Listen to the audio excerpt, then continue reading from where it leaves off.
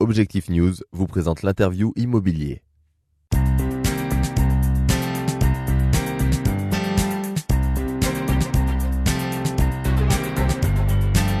Bonjour à tous, merci de nous rejoindre sur objectivenews.tv. Nous sommes ce soir pour l'interview immobilier en compagnie de Stéphane Carassou. Bonsoir. Bonsoir.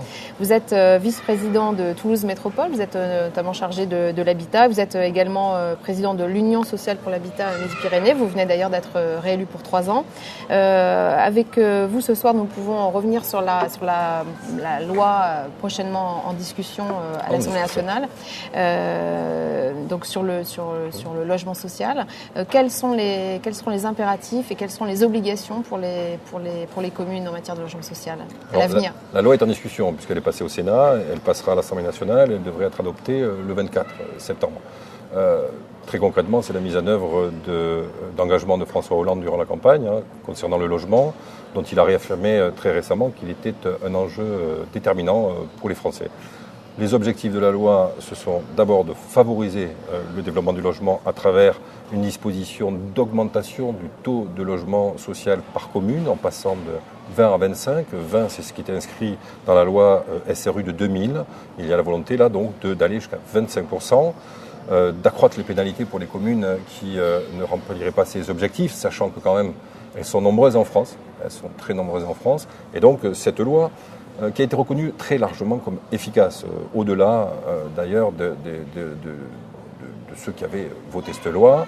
Et puis, la volonté du gouvernement, en plus des objectifs, c'est d'être dans le concret. Et donc de pouvoir favoriser l'accession au foncier des bailleurs sociaux.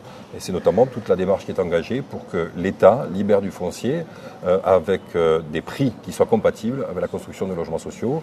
Une première liste est sortie, une seconde sera le 30 septembre et nous échangeons avec l'État pour pouvoir savoir exactement justement combien de fonciers pourront être libérés.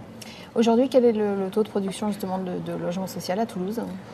Alors, sur la métropole toulousaine, très clairement, nous avons engagé une politique très volontariste de développement de logement social. Nous avions pour beaucoup de communes un retard. Seuls Colomiers et Blagnac étaient au-delà de la loi. Pour Toulouse, Pierre Cohen s'est engagé à atteindre les 20% de logements sociaux en 2014. Je pense que nous avons un peu d'avance et donc nous atteindrons ces objectifs-là. Et puis l'ensemble des communes qui sont concernées par la loi et puis concernées par l'engagement politique ont, dans le cadre du programme local de l'habitat, pris des engagements pour développer le logement social. Et donc cette dynamique est lancée. Nous avons l'an dernier produit 3000 logements sociaux, livrés 3000 logements sociaux, dont 700 logements étudiants. Et depuis maintenant 3 ans, ce sont au total 6500 logements sociaux qui ont été livrés sur le Grand Toulouse, donc avec une dynamique qui est au-delà de nos objectifs, mais qui vise tout simplement à répondre à la réalité de la crise sociale et à répondre aux enjeux en termes de besoins de logement dans notre agglomération. Vous pouvez faire aujourd'hui déjà un premier bilan du plan local pour l'habitat, du PLH. Oui, vous avez contribué à construire. Absolument, nous l'avons élaboré en 2011 avec l'ensemble des communes du Grand Toulouse, puis étendu en 2012 aux communes qui avaient rejoint Toulouse Métropole. Donc nous avons ce premier bilan. Je le présenterai d'ailleurs au Conseil de comité de Toulouse Métropole prochainement. Et il est très clairement un bilan positif, à la fois sur la production globalement de logements sur l'ensemble du Grand Toulouse, et puis spécifiquement de logement social. Mais nous continuons, il ne s'agit pas simplement d'être satisfait de ces éléments-là. Nous avons un travail à faire sur le rééquilibrage de la production entre la ville-centre et les communes. Et puis nous avons avancé à répondre à des sujets très précis. La question du logement des jeunes, qui ne sont pas que des étudiants, il y a un vrai besoin sur ce sujet. La question du logement des personnes âgées aussi, où il y a vraiment des enjeux très précis aujourd'hui sur lesquels il faut que nous concentrions. Donc nous avons lancé une dynamique, sans pour autant que la ville s'étende indéfiniment. Alors ça, c'est des enjeux importants. Mais c'est un débat fondamental que nous avons eu notamment à la faveur du programme local de l'urbanisme, de la révision du PLU, programme local de l'urbanisme de la ville de Toulouse. C'est comment nous faisons la ville. Qu'est-ce que nous voulons ? Toulouse est la métropole la plus attractive de France. Et par ailleurs, il y a une démographie endogène, forte, c'est-à-dire que bien, on fait beaucoup d'enfants à Toulouse. Et puis, les ménages évoluent, le nombre de divorces, la volonté des jeunes de pouvoir être autonomes. On voit bien que les besoins des ménages évoluent, et donc le besoin en logement, en non-logement est fort. Et donc, la question qui nous est posée, c'est comment on répond à ce besoin en ayant une qualité de vie. Et c'est tout le sujet sur la façon dont on aborde à la fois cette nécessité de produire plus, mais de le faire en ayant toujours en tête le fait qu'on ne fait pas simplement du logement, on fait de la ville. Et bien sûr, les autres enjeux sous-jacents de ce débat sont ceux du développement durable.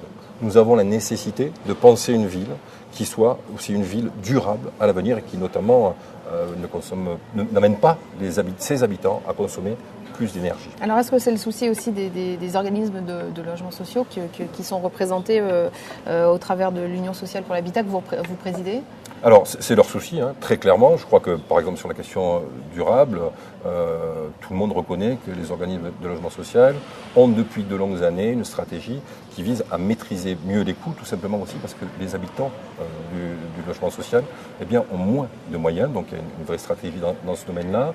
Et puis pour les bailleurs sociaux, il est essentiel d'avoir une stratégie qui fasse que le logement social soit finalement totalement intégré dans la ville et qu'on soit en rupture avec des logiques qui ont fait que l'on concentrait le logement social à tel ou tel endroit. Ça tombe bien, c'est exactement aussi la stratégie qui est développée par beaucoup d'acteurs publics, par un certain nombre d'élus, et pour ce qui me concerne très clairement, notamment par le Grand Toulouse, cette volonté de mixité sociale qui est au cœur des enjeux du PLH, est aussi un enjeu pour les bailleurs sociaux, et nous travaillons de manière très conjointe pour atteindre ces stratégies, notamment à travers des contrats d'engagement. Vous représentez combien d'opérateurs ?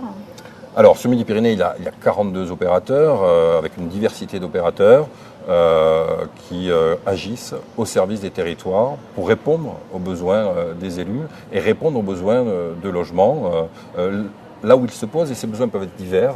Ça peut être du locatif social, ça peut être de l'accession sociale, ça peut être aussi un besoin de requalification du logement, mais qui est toujours en lien avec des objectifs développés par les élus, soit sur des grands projets comme au niveau de la métropole, mais aussi sur des projets qui peuvent intéresser la vie d'une petite ville ou la vie d'un village. Les bailleurs sont au service des politiques publiques. Merci Stéphane Carasso. Merci à vous.